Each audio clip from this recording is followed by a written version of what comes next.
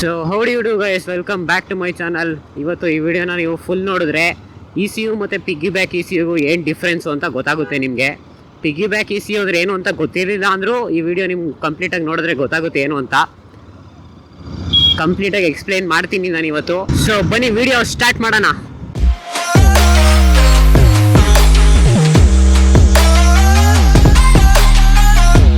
So first ನೀವು ತಿಳ್ಕೊಬೇಕಾಗಿರೋದು E C U ಅಂದರೆ ಏನು ಅಂತ. ಇ ಸಿ ಯು ಅಂದರೆ ಎಲೆಕ್ಟ್ರಾನಿಕ್ ಕಂಟ್ರೋಲ್ ಯೂನಿಟ್ ಅಂತಲೂ ನೀವು ಹೇಳ್ಬೋದು, ಇಲ್ಲ ಇಂಜಿನ್ ಕಂಟ್ರೋಲ್ ಯೂನಿಟ್ ಅಂತಲೂ ಹೇಳ್ಬೋದು. ಏನಕ್ಕಂದರೆ BS6 ಗಾಡಿಗಳಲ್ಲಿ ಎಲೆಕ್ಟ್ರಾನಿಕ್ಸ್ ಜಾಸ್ತಿ ಇದೆ. ನಮಗೆ ಕಿಕ್ ಸ್ಟಾರ್ಟ್ ಏನಕ್ಕೆ ಕೊಡ್ತಿಲ್ಲ ಅನ್ನೋ ವಿಡಿಯೋದಲ್ಲಿ ನಾನು ಹೇಳಿದೆ. ಆ ವಿಡಿಯೋ ನೀವು ನೋಡಿಲ್ಲ ಅಂದರೆ ಇಲ್ಲೇ ಐ ಬಟನಲ್ಲಿ ಲಿಂಕ್ ಬರ್ತಾ ಇರುತ್ತೆ, ನೋಡ್ಬೋದು. ಎಲೆಕ್ಟ್ರಾನಿಕ್ಸ್ ಏನೇನಂದರೆ ಫಸ್ಟ್ ಥಿಂಗು ಫ್ಯೂಯಲ್ ಟ್ಯಾಂಕಿಂದ ಇಂಜಿನ್ಗೆ ಫ್ಯೂಯಲ್ ಸಪ್ಲೈ ಆಗಬೇಕಂದ್ರೆ ಫ್ಯೂಯಲ್ ಪಂಪ್ ಬೇಕು. ಸೊ ಪಂಪು ಸುಮ್ಮನೆ ಇದ್ದಿದ್ದು ಫ್ಯೂಯಲ್ನ ತಗೊಂಡು ಇಂಜಿನ್ಗೆ ಹಾಕೋಕ್ಕಾಗಲ್ಲ. ಎಷ್ಟು ಅಮೌಂಟಲ್ಲಿ ಯಾವ ಟೈಮಿಂಗಲ್ಲಿ ಫ್ಯೂಯಲ್ ಕಳಿಸ್ಬೇಕು ಅನ್ನೋದಕ್ಕೆ ಈ ಇ ಸಿ ಯು ಇರೋದು. ಇದೊಂದೇ ಪರ್ಪಸ್ಗಲ್ಲ, ಪ್ರತಿಯೊಂದಕ್ಕೂ ಇಂಜಿನ್ ಒಳಗಡೆ ಈ ಫ್ಯೂಯಲ್ ಇಂಜೆಕ್ಟರ್ಸ್ ಇರುತ್ತೆ. ಆ ಫ್ಯೂಯಲ್ ಇಂಜೆಕ್ಟರ್ಸು ಯಾವಾಗ ಆ ಫ್ಯೂಯಲ್ನ ಸ್ಪ್ರೇ ಮಾಡಬೇಕು, ಯಾವ ಟೈಮಲ್ಲಿ, ಆಮೇಲೆ ಥ್ರೋಟಲ್ ಬಾಡಿ ಏರ್ ಇಂಟೇಕ್ ತೊಗೊಬೇಕಾದ್ರೆ ಯಾವ ಪೊಸಿಷನಲ್ಲಿ ಇದೆ, ಇದೆಲ್ಲ ಪ್ರತಿಯೊಂದು ಈ ಇ ಸಿ ಯು ಇಂದನೇ ಕಂಟ್ರೋಲ್ ಆಗೋದು. ನೀವು ಕಂಪ್ಯೂಟರಲ್ಲಿ ಏನು CPU ಅಂತ ಹೇಳ್ತೀರಾ, ಅದು ಬ್ರೈನ್ ಆಫ್ ಕಂಪ್ಯೂಟರು. ಸೊ ಹಂಗೆ ಈ BS6 ಗಾಡಿಗಳಲ್ಲಿ ಬ್ರೈನ್ ಆಫ್ ಬೈಕ್ ಬಂದ್ಬಿಟ್ಟು ಇ ಸಿ ಯು. ಸೊ ಎಲೆಕ್ಟ್ರಾನಿಕ್ಸ್ನ ಕಂಟ್ರೋಲ್ ಮಾಡೋದು ಇ ಸಿ ಯು. ಸೊ ಅದನ್ನು ಎಲೆಕ್ಟ್ರಾನಿಕ್ ಕಂಟ್ರೋಲ್ ಯೂನಿಟ್ ಅಂತಲೂ ಹೇಳ್ಬೋದು.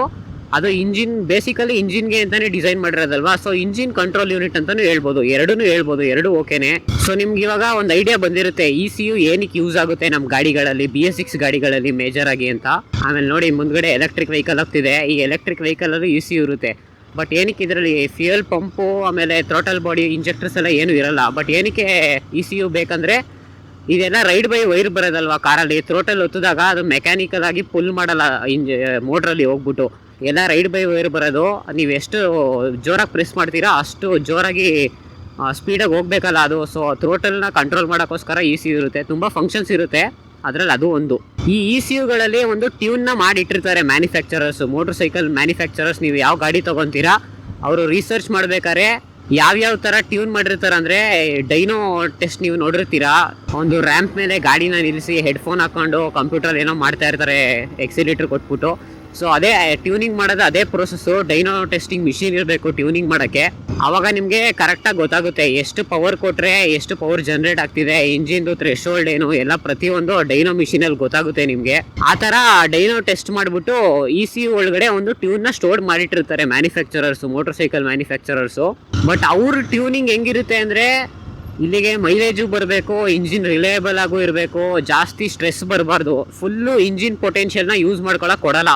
ಫಾರ್ ಎಕ್ಸಾಂಪಲ್ ಇದು 200 ಇದೆ ಲಾಸ್ಟು, ಬಟ್ ನಾನು 6th ಗೇರಲ್ಲಿ ಫುಲ್ಲು ಥ್ರೋಟಲ್ ಕೊಟ್ಟಾಗ ಲಿಮಿಟ್ ಇಟ್ಟಿರ್ತಾನೆ 185 ಅಥವಾ 190 ಲಿಮಿಟ್ ಹೊಡೆದ್ಬಿಡುತ್ತೆ. ಅದಕ್ಕಿಂತ ಜಾಸ್ತಿ ಹೋಗೋಕ್ಕಾಗಲ್ಲ, 190ಗಿಂತ ಜಾಸ್ತಿ ಹೋಗೋಕ್ಕಾಗಲ್ಲ. ಈವೊಂದು ನನ್ನ ಇಂಜಿನ್ನು ಅಷ್ಟು ಪೊಟೆನ್ಷಿಯಲ್ ಇದೆ, 200ಗಿಂತ ಜಾಸ್ತಿ ಹೋಗೋಷ್ಟು ಇಂಜಿನ್ ಕೆಪಾಸಿಟಿ ಇದೆ. ಬಟ್ ಇ ಸಿ ಯು ಇಂದ ಲಿಮಿಟ್ ಮಾಡಿಟ್ಟಿರ್ತಾನೆ, ಲಿಮಿಟ್ ಹಾಕ್ಬಿಟ್ಟು ಈ ಥರ ಫುಲ್ ಪೊಟೆನ್ಷಿಯಲ್ ಯೂಸ್ ಮಾಡೋಕ್ಕಾಗಲ್ಲ ನೀವು ಇಂಜಿನ್ನ. ಸೊ ಅದಕ್ಕೋಸ್ಕರ ಟ್ಯೂನಿಂಗ್ನ ಮಾಡಿಸ್ತಾರೆ. ಫಾರ್ ಎಕ್ಸಾಂಪಲ್ GD650ಗೆ ಕೋಡ್ 6 ಟ್ಯೂನ್ ಅಂತ ಮಾಡಿಸ್ತಾರೆ. ಆವಾಗ ಲಿಮಿಟ್ರ್ ಏನೂ ಇರಲ್ಲ. ನೀವು ಫುಲ್ಲು 6th ಗೇರಲ್ಲಿ ಫುಲ್ಲು ಥ್ರೋಟಲ್ ಕೊಟ್ಟರೆ 200 ದಾಟುತ್ತೆ ಸ್ಪೀಡು. ಆಮೇಲೆ ಪಾಪ್ಸ್ ಆ್ಯಂಡ್ ಬ್ಯಾಂಕ್ಸ್ ಎಲ್ಲ ಬರ್ತಾ ಇರುತ್ತಲ್ಲ, ಅದೆಲ್ಲ ಫ್ಯೂಯಲ್ ಟೈಮಿಂಗು, ಇಗ್ನಿಷನ್ ಟೈಮಿಂಗು ಪ್ರತಿಯೊಂದು ಚೇಂಜ್ ಮಾಡ್ತಾರೆ ಅವರು, ಎನ್ಹಾನ್ಸ್ ಮಾಡ್ತಾರೆ. ಇನ್ನೂ ನೀವು ಥ್ರೋಟಲ್ ಕೊಟ್ಬಿಟ್ಟು ಬಿಟ್ಟಾಗ ಡಿಸಿಲರೇಟ್ ಯಾವಾಗ ಆಗುತ್ತೆ ಆವಾಗ ಪಾಪ್ಸ್ ಆ್ಯಂಡ್ ಬ್ಯಾಂಕ್ಸ್ ಬರುತ್ತೆ.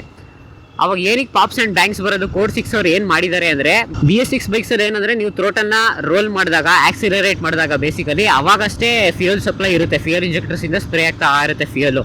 ಬಟ್ ಕೋಡ್ 6 ಅವ್ರು ಏನು ಮಾಡ್ತಾರೆ ಅಂದರೆ, ಡಿಸಿಲರೇಟ್ ಮಾಡಿದಾಗ್ಲೂ ಫ್ಯೂಯಲ್ ಸಪ್ಲೈನ ಕೊಡ್ತಾರೆ. ಸೊ ಆ ಫ್ಯೂಯಲ್ ಸಪ್ಲೈ ಬರ್ನ್ ಆಗಲ್ಲ, ಯಾಕೆಂದರೆ ನಾವು ಥ್ರೋಟಲ್ ಕೊಡದೇ ಇರೋದ್ರಿಂದ ಫ್ಯೂಯಲ್ ಯೂಸ್ ಆಗಲ್ಲ. ಸೊ ಫ್ಯೂಯಲ್ ಏನಾಗುತ್ತೆ ಅಂದರೆ ಬರ್ನ್ ಆಗಿಬಿಟ್ಟು ಡೈರೆಕ್ಟ್ ಎಕ್ಸಾಸ್ಟಿಂದ ಬಂದ್ಬಿಡುತ್ತೆ. ಅದಕ್ಕೆ ಪಾಪ್ಸ್ ಆ್ಯಂಡ್ ಬ್ಯಾಂಕ್ಸ್ ಬರೋದು, ಎಕ್ಸ್ಪ್ಲೋಷನ್ ಥರ, ಪಟಾಕಿ ಥರ ಪಟ್ ಅಂತ ಬರ್ತಾ ಇರುತ್ತೆ ನೋಡಿ, ಅದರಿಂದನೇ ಬರೋದದು. ಯಾವಾಗ ಡಿಸಿಲರೇಟ್ ಮಾಡ್ತೀವಿ ಅವಾಗಷ್ಟೇ. ಬಟ್ ಕೋಡ್ 6 ಅಂದರೆ ಬರೀ ಪಾಪ್ಸ್ ಆ್ಯಂಡ್ ಬ್ಯಾಂಕ್ಸ್ಗೆ ಅಷ್ಟೇ ಎಲ್ಲ ಇರೋದು. ಥ್ರೋಟಲ್ನ ಎನ್ಹಾನ್ಸ್ ಮಾಡುತ್ತೆ, ಆಕ್ಸಿಲರೇಷನ್ನು ಬೇಗ ಹಿಟ್ ಆಗುತ್ತೆ. ಸ್ಟಾಕಲ್ಲಿ ನಮಗೆ ಫಾರ್ ಎಕ್ಸಾಂಪಲ್ 0 to 100 3 ಸೆಕೆಂಡ್ಸಲ್ಲಿ ರೀಚ್ ಆಗ್ತಾ ಇದೆ ಅಂತ ಅಂದ್ಕೊಳ್ಳಿ. ಬಟ್ ಕೋಡ್ 6 ಟ್ಯೂನ್ ಮಾಡಿಸಿದ್ರೆ ನೀವು ಅದು 2.5 ಸೆಕೆಂಡ್ಸ್ಗೆ ಹಿಟ್ ಆಗಿಬಿಡುತ್ತೆ. ಥ್ರೋಟಲ್ ಎನ್ಹಾನ್ಸ್ ಆಗುತ್ತೆ, ಥ್ರೋಟಲ್ ರೆಸ್ಪಾನ್ಸು, ಆಮೇಲೆ ಇಂಜಿನ್ ಪರ್ಫಾರ್ಮೆನ್ಸ್ ಎಲ್ಲ ಎನ್ಹಾನ್ಸ್ ಆಗುತ್ತೆ. ಬಟ್ ರಿಲಯಬಿಲಿಟಿ ಮೇಲೆ ಸ್ವಲ್ಪ ಕ್ವಶನ್ ಬರುತ್ತೆ. ಸ್ಟಾಕಲ್ಲಿ ಎಷ್ಟು ರಿಲಯಬಲ್ ಇರುತ್ತೆ ಅದಕ್ಕಿಂತ ಸ್ವಲ್ಪ ಕಡಿಮೆ ಆಗ್ಬೋದು ರಿಲಯಬಿಲಿಟಿ, ಬೇಗ ಪಾರ್ಟ್ಸ್ಗಳು ವೇರ್ ಆ್ಯಂಡ್ ಟೇರ್ ಆಗ್ತಾ ಇರುತ್ತೆ. ಬಟ್ ಈ ಟ್ಯೂನ್ನ ನೀವು ಮಾಡಿಸಿದ್ರೆ ನಿಮ್ಮ ವಾರಂಟಿ ಅಲ್ಲೇ ಇನ್ಸ್ಟೆಂಟು ವಾಯ್ಡು. ಅಕಸ್ಮಾತ್ ಏನಾದ್ರು ಟ್ಯೂನ್ ಮಾಡಿಸ್ಕೊಂಡೆ ನೀವು ರಾಯಲ್ ಎನ್ಫೀಲ್ಡ್ ಸರ್ವಿಸ್ ಸೆಂಟರ್ಗೆ ಏನಾದ್ರು ಹೋಗಿ ಅವ್ರು ಬೈ ಮಿಸ್ ಆಗಿ ಇ ಸಿ ಯು ಚೆಕ್ ಮಾಡೋಕ್ಕೆ ಅವ್ರದ್ದು E C U logging machine ಏನಿರುತ್ತೆ ಅದು ಕನೆಕ್ಟ್ ಮಾಡಿದ್ರಂದ್ರೆ ಅವ್ರಿಗೆ ಗೊತ್ತಾಗ್ಬಿಡುತ್ತೆ ಇದು stock E C U tune ಅಲ್ಲ, ಇದು ಟ್ಯೂನ್ ಆಗಿದೆ, ಬೇರೆ ಥರ ಫ್ಲ್ಯಾಶ್ ಆಗಿದೆ ಅಂತ. ಅಲ್ಲೇ ಇನ್ಸ್ಟೆಂಟಾಗಿ ನಿಮ್ಮ ಗಾಡಿನ ಫ್ಲ್ಯಾಗ್ ಮಾಡಿಬಿಟ್ಟು ನಿಮ್ಮ ವಾರಂಟಿನ ವಾಯ್ಡ್ ಮಾಡಾಕ್ತಾರೆ. ಅದು ಆಗಬಾರ್ದು ಅಂದರೆ ಪಿಗ್ಗಿ ಬ್ಯಾಕ್ ಇ ಸಿ ಯುಗಳೊಂದು ಆಪ್ಷನ್ನು ನಿಮಗೆ. Piggyback E C U ಅಂದರೆ ಏನಂತ ಹೇಳ್ತೀನಿ ಇವಾಗ ನಿಮಗೆ. ಇವಾಗ ನೀವು ಈ ಗಾಡಿಗೆ ಕೋಡ್ 6 ಮಾಡಿಸ್ಬೇಕಂದ್ರೆ ಈ ಗಾಡೀಲಿ ಸ್ಟಾಕ್ ಇ ಸಿ ಯು ಏನಿದೆ ಅದರೊಳಗಿರೋ ಏನು ಡೇಟಾನೆಲ್ಲ ಎರೇಸ್ ಮಾಡಿಬಿಟ್ಟು ಕೋಡ್ 6 ಅವ್ರದ್ದು ಏನು ಸಾಫ್ಟ್ವೇರ್ ಇರುತ್ತೆ ಅದನ್ನ ಹಾಕ್ಬಿಟ್ಟು ಫ್ಲ್ಯಾಶ್ ಮಾಡ್ತಾರೆ. ಸೊ ಅವಾಗ ನಿಮ್ಮ ವಾರಂಟಿ ವಾಯ್ಡ್ ಅಲ್ವಾ. Piggyback E C U ಏನು ಮಾಡುತ್ತೆ ಅಂದರೆ ನಿಮ್ಮ ಸ್ಟಾಕ್ ಇ ಸಿ ಯು ಏನು ಡೇಟಾ ಇದೆ ಅದನ್ನೇನು ಚೇಂಜ್ ಮಾಡೋಕ್ಕೆ ಬಿಡಲ್ಲ. ಡೈರೆಕ್ಟ್ ಅವರೇ ಒಂದು ಸಪ್ರೇಟ್ ಬಾಕ್ಸ್ ಕೊಡ್ತಾರೆ ಇ ಸಿ ಯು ಥರ. ಆ ಬಾಕ್ಸ್ ನಿಮ್ಮ ಇ ಸಿ ಯು ಕನೆಕ್ಟ್ ಆಗುತ್ತೆ. ಅದ್ರ ಜೊತೆಗೆ ನಿಮ್ಮದು ಬೈಕಲ್ಲಿ ಏನೇನು ಸೆನ್ಸರ್ಸ್ ಇದೆ, throttle body position sensor, fuel injectors, ಆಮೇಲೆ ಫ್ಯೂಯಲ್ ಪಂಪು, ಎಲ್ಲ ಸೆನ್ಸರ್ಗೂ ಕನೆಕ್ಟ್ ಆಗುತ್ತೆ ಆ piggyback E C U. But data ನೀವು ಪಿಗ್ಗಿ ಬ್ಯಾಕ್ ಇ ಸಿ ಯುಲ್ಲಿ ಏನು ಡೇಟಾ ಟ್ಯೂನ್ ಮಾಡಿರ್ತೀರಾ ಆ ಟ್ಯೂನ್ ಪ್ರಕಾರ ಸೆನ್ಸರ್ಸ್ಗೆ ಹೋಗುತ್ತೆ. ಸ್ಟಾಕ್ ಇ ಸಿ ಯು ಇಂದ ಯಾವುದೇ ಥರ ಟ್ಯೂನು ಸೆನ್ಸರ್ಸ್ಗಳಿಗೆ ಹೋಗಲ್ಲ. Piggyback E C U ಇಲ್ಲದೇ ಇದ್ದರೆ ಸ್ಟಾಕ್ ಇ ಸಿ ಯು ಇಂದ ಏನು ಟ್ಯೂನ್ ಆಗಿರ್ತಿತ್ತು ಅದ್ರ ಪ್ರಕಾರ ಡೇಟಾ ಹೋಗಿ ಅದ್ರ ಪ್ರಕಾರ ಫಂಕ್ಷನ್ ಆಗ್ತಿತ್ತು ನಿಮ್ಮ ಸೆನ್ಸರ್ಸ್ಗಳು. But piggyback E C U ನೀವು ಹೆಂಗೆ ಟ್ಯೂನ್ ಮಾಡಿರ್ತೀರಾ ನಿಮ್ಗೆ ಇಷ್ಟ ಬಂದಂಗೆ ಟ್ಯೂನ್ ಮಾಡ್ಬೋದು. ಅದನ್ನ ಕಪ್ಲರ್ ಟು ಕಪ್ಲರ್ ಕನೆಕ್ಟ್ ಆಗೋದು. ಸೊ ವಾರಂಟಿ ಕೂಡ ವಾಯ್ಡ್ ಆಗಲ್ಲ. ಅದರಲ್ಲಿ ವಾರಂಟಿ ಆದಾಗ ನೆನಪಾಯ್ತು, ನಾನು ವಾರಂಟಿ ವಾಯ್ಡ್ ಆಗದೇ ಇರೋದಕ್ಕೆ ಏನೇನು ಮಾಡ್ಬೋದು ಅಂತ ಪ್ರಿಕಾಷನರಿ ಮೆಷರ್ಸ್ ಒಂದು ವಿಡಿಯೋ ಮಾಡಿದ್ದೀನಿ. ಆ ವಿಡಿಯೋ ನೋಡಿಲ್ಲ ಅಂದ್ರೆ ನೀವು ಇಲ್ಲೇ ಐ ಬಟನಲ್ಲಿ ಲಿಂಕ್ ಬರ್ತಾ ಇರುತ್ತೆ, ಅಲ್ಲೋಗಿ ಪ್ರೆಸ್ ಮಾಡಿ ನೋಡ್ಬೋದು. ಸೊ ನೀವು ಏನೇ ಟ್ಯೂನ್ ಮಾಡ್ಬೇಕಂದ್ರು ಕೋಡ್ 6 ಮಾಡ್ಬೇಕಂದ್ರು ಆ ಪಿಗ್ಗಿ ಬ್ಯಾಕ್ ಇ ಸಿ ಯುಗೆ ನೀವು ಟ್ಯೂನ್ ಮಾಡ್ತಾ ಇರ್ತೀರಾ. ಒರಿಜಿನಲ್ ರಾಯಲ್ ಎನ್ಫೀಲ್ಡ್ ಏನು E C U stock E C U ಬರುತ್ತೆ ಅದಕ್ಕೆ ಟ್ಯೂನ್ ಮಾಡಲ್ಲ ನೀವು. ಸೊ ಅವಾಗ ರಿಸ್ಕ್ ಕಡಿಮೆ ಆಗುತ್ತೆ ನಿಮಗೆ. ಏನು ರಿಸ್ಕ್ ಅಂದರೆ ವಾರಂಟಿ ರಿಸ್ಕು. ಇವಾಗ ನೀವು ಅಕಸ್ಮಾತ್ ಸರ್ವಿಸ್ ಸೆಂಟರ್ಗೆ ಏನೋ ಅರ್ಜೆಂಟಾಗಿ ಹೋಗ್ಬೇಕಿತ್ತು, ಕಪ್ಲರ್ ಟು ಕಪ್ಲರ್ ಅಲ್ವಾ ಕನೆಕ್ಟ್ ಆಗಿರೋದು, ಎಲ್ಲ ಕಪ್ಲರ್ನು ತೆಗೆದಾಕ್ಬಿಟ್ಟು ನೀವು ಸ್ಟಾಕ್ ಇ ಸಿ ಯುದೇ ಹೋಗ್ಬೋದು. ಅವ್ರಿಗೊಂಚೂರು ಐಡಿಯಾನೂ ಇರಲ್ಲ ನೀವೇನು ಮಾಡಿದ್ದೀರಾ, ಇಷ್ಟು ದಿನ ಏನಕ್ಕೆ ಈ ಥರ ಪ್ರಾಬ್ಲಮ್ ಆಗಿದೆ, ಒಂಚೂರು ಏನೂ ಐಡಿಯಾ ಇರಲ್ಲ ಅವ್ರಿಗೆ. ನಿಮ್ಮ ಬೈಕಲ್ಲಿ ಏನೇ ಪ್ರಾಬ್ಲಮ್ ಆದರೂ ಅಂಡರ್ ವಾರಂಟಿನೇ ಎಲ್ಲ ಚೇಂಜ್ ಆಗುತ್ತೆ. ಸೊ ಅದರಿಂದ ಈ piggyback E C U ತುಂಬ famous. Piggyback E C ಯುಗಳಲ್ಲಿ ಒಂದು ಫೇಮಸ್ ಬ್ರ್ಯಾಂಡ್ ಬಂದ್ಬಿಟ್ಟು ಪವರ್ ಟ್ರಾನಿಕ್ ಅಂತ, ರೇಸ್ ಡೈನಾಮಿಕ್ಸ್ ಅವ್ರದ್ದು ಪವರ್ ಟ್ರಾನಿಕ್ ಅಂತ ಇದೆ ನೋಡಿ. ಪ್ರತಿ ಒಂದೊಂದು ಬೈಕ್ಗೂ ಒಂದೊಂದು ಪವರ್ ಟ್ರಾನಿಕ್ಗಳಿದೆ. ಅಂದರೆ module same, E C U same, but wiring harness ಪ್ರತಿಯೊಂದು ಗಾಡಿಗಳಿಗೂ ಚೇಂಜ್ ಆಗುತ್ತೆ. ಬಟ್ ರೇಟ್ ಬಂದು ಎಲ್ಲ ಗಾಡಿಗೂ ಸೇಮೇನೆ. 25K ಏನೋ ಇದೆ, 25K ಏನೋ 22K ಏನೋ ಇದೆ ಮೋಸ್ಟ್ಲಿ. ಆಮೇಲೆ ಅದರಲ್ಲಿ ಮ್ಯಾಪ್ 1 ಮತ್ತು ಮ್ಯಾಪ್ 2 ಸ್ವಿಚ್ಗಳನ್ನೂ ಕೊಡ್ತಾರೆ. 2 ಟ್ಯೂನ್ನ ಮಾಡ್ಕೋಬೋದು ನೀವು ಅಟ್ ಎ ಟೈಮಲ್ಲಿ. ಮ್ಯಾಪ್ 1ನ ನೀವು ಸ್ಟಾಕ್ ಇ ಸಿ ಯು ಟ್ಯೂನಿಂಗಲ್ಲಿ ಇಟ್ಕೊಂಡು ಮೈಲೇಜ್ ಏನಾದ್ರು ಬೇಕು ಅಂದ್ರೆ ಮ್ಯಾಪ್ 1ಗೆ ಹಾಕೋಬೋದು. ಅಕಸ್ಮಾತ್ ಏನಾದ್ರು ಚಪ್ರಿಗಳು ಬಂದ್ಬಿಟ್ಟು ರೇಸ್ ಗೀಸ್ ಎಲ್ಲ ಮಾಡೋ ಕಾಂಪಿಟೇಷನ್ ಕೊಟ್ಟಾಗ ನೀವು ಇನ್ಸ್ಟೆಂಟಾಗಿ ನಿಮಗೆ ಪವರ್ ಬೇಕಾಗಿರುತ್ತಲ್ವ, ಅವಾಗ ಮ್ಯಾಪ್ 2 ರೇಸ್ ಮ್ಯಾಪ್ ಟ್ಯೂನ್ ಮಾಡಿಟ್ಟಿರಿ, ಮ್ಯಾಪ್ 2 ಸ್ವಿಚ್ ಮಾಡಿದ್ರೆ ಇನ್ಸ್ಟೆಂಟು ನಿಮ್ಮ ಪವರ್ ಟ್ರಾನಿಕಲ್ಲಿ ಏನು ಟ್ಯೂನ್ ಮಾಡಿರ್ತೀರಾ ಆ ಟ್ಯೂನ್ ಇನ್ಸ್ಟೆಂಟಾಗಿ ಅಪ್ಲೈ ಆಗುತ್ತೆ. ಬೈಕ್ ರನ್ ಆಗ್ತಾ ಇರ್ಬೇಕಾದ್ರೆ ನಿಲ್ಲಿಸ್ಬೇಕು ಅದು ಇದು ಏನು ಆ ಥರ ಜುಗಾಡ್ಗಳು ಏನು ಮಾಡೋಂಗಿಲ್ಲ. ಇನ್ಸ್ಟೆಂಟಾಗಿ ಮ್ಯಾಪ್ 2 ಸ್ವಿಚ್ ಮಾಡಿದ್ರ ಇನ್ಸ್ಟೆಂಟ್ ಥ್ರೋಟಲ್ಲು ಇನ್ಸ್ಟೆಂಟ್ ಪವರ್ ಬಂತು ನಿಮ್ಮ ಬೈಕ್ಗೆ. ಚಪ್ರಿನ ಆರಾಮಾಗಿ ತೋರಿಸ್ಬಿಟ್ಟು ಕಳಿಸ್ಬೋದು ನೀವು. ಸೊ ಆ ಥರ ಕೆಲಸ ಮಾಡುತ್ತೆ. ಈ ಕಡೆ ನಿಮಗೆ ಟ್ಯೂನ್ ಆದಂಗೂ ಆಗಬೇಕು, ಈ ಕಡೆ ವಾರಂಟಿ ವಾಯ್ಡ್ ಆಗದೇ ಇರೋಂಗೂ ಇರಬೇಕು. ಸೊ ಇಂಥ ಟೈಮಲ್ಲಿ ನಿಮಗೆ ಪಿಗ್ಗಿ ಬ್ಯಾಕ್ ಇ ಸಿ ಯುಗಳು ತುಂಬ ಹೆಲ್ಪ್ ಆಗ್ತವೆ. ಅಷ್ಟೇ ಡಿಫ್ರೆನ್ಸ್ ಇವೆರಡ್ರ ಮಧ್ಯ. ಬಟ್ ಎಕ್ಸ್ಟ್ರಾ ಸ್ಪೆಂಡ್ ಮಾಡಬೇಕಾಗುತ್ತೆ, ಸಪ್ರೇಟ್ ಒಂದು ಇ ಸಿ ಯು ಮಾಡ್ಯೂಲ್ ಕೊಡ್ತಾವ್ರಲ್ಲ ಅದಕ್ಕೋಸ್ಕರ. ಆದರೆ ನೀವು ಕೋಡ್ 6 ಮಾಡಿಸ್ಬೇಕು ಅಂದರೂ ಹಿಂಗೂ ಮಾಡಿಸ್ಬೋದು ಬೇಕಾದ್ರೆ. ರಾಯಲ್ ಎನ್ಫೀಲ್ಡಿಂದನೇ official extra spare E C U ತೊಗೊಂಡು ಅದಕ್ಕೆ ಕೋಡ್ 6 ಮಾಡಿಸಿ ಇಟ್ಬಿಡಿ. ನಿಮ್ಗೆ ಯಾವಾಗ ಸರ್ವಿಸ್ಗೆ ಹೋಗ್ತೀರಾ ಅವಾಗ ಸ್ಟಾಕ್ ಇ ಸಿ ಯು ಹಾಕೊಬೋದು, ಯಾವಾಗ ಮಜಾ ಮಾಡ್ಬೇಕನ್ಸುತ್ತೆ ಅವಾಗ ಕೋಡ್ 6 ಇ ಸಿ ಯು ಹಾಕೊಬೋದು. ಸೊ ಆ ಥರನೂ ಮಾಡ್ಕೊಬೋದು. ಬಟ್ ಏನಂದರೆ ಸಿಂಗಲ್ ಟ್ಯೂನಿಂಗ್ ಅಷ್ಟೇ. ಇವಾಗ ಕೋಡ್ 6 ಮಾಡಿಸಿದ್ರೆ ಕೋಡ್ 6ಅಲ್ಲೇ ಇರಬೇಕು. ನೀವು ಬೇರೆ ಟ್ಯೂನ್ ಮಾಡಿಸ್ಬೇಕಂದ್ರೆ ಮತ್ತೆ ಕಾಸು ಕೊಡಬೇಕು. ಬಟ್ ಪವರ್ ಟ್ರಾನಿಕ್ ಅಂದರೆ ನಿಮ್ಮ ಲ್ಯಾಪ್ಟಾಪ್ಗೆ ಡೈರೆಕ್ಟ್ ಕನೆಕ್ಟ್ ಮಾಡಿಬಿಟ್ಟು ನಿಮ್ಗೆ ಯಾವ ಥರ ಟ್ಯೂನ್ ಬೇಕು ನೀವೇ ಮನೆಯಲ್ಲೇ ಮಾಡ್ಕೊಬೋದು. ಬಟ್ ನಾನು ರೆಕಮೆಂಡ್ ಮಾಡಲ್ಲ ಅದನ್ನ. ಏನಕ್ಕಂದರೆ ನಾವೇನೋ ಮಾಡೋಕ್ಕೋಗಿ ಅದೇನೋ ಆಗಿ ಟ್ಯೂನಿಂಗ್ ನಾಲೆಡ್ಜ್ ಇದ್ದರೆ ಅಷ್ಟೇ ನಾವು ಮಾಡೋಕ್ಕೋಗ್ಬೇಕು. ಏನೋ ಮಾಡೋಕ್ಕೋಗಿ ಏನೋ ಆಗಿಬಿಟ್ರೆ ಮತ್ತು ಅದು ಇನ್ನೇನೋ ಆಗಿ ಇಂಜಿನ್ ಬ್ಲೋಟ್ ಆಗಿಬಿಟ್ರೆ ಕಷ್ಟ. ಅಪ್ರಿಲಿಯಗಳೆಲ್ಲ ಆಗ್ತಾ ಇದೆಯಲ್ಲ ಇವಾಗ. ಸ್ಟಾಕ್ ಇ ಸಿ ಯು ಟ್ಯೂನಿಂಗಲ್ಲೇ ಇಂಜಿನ್ ಬ್ಲೋಟ್ ಆಗೋ ಚಾನ್ಸಸ್ಸು ಸಖತ್ ಬಂದಿದೆ.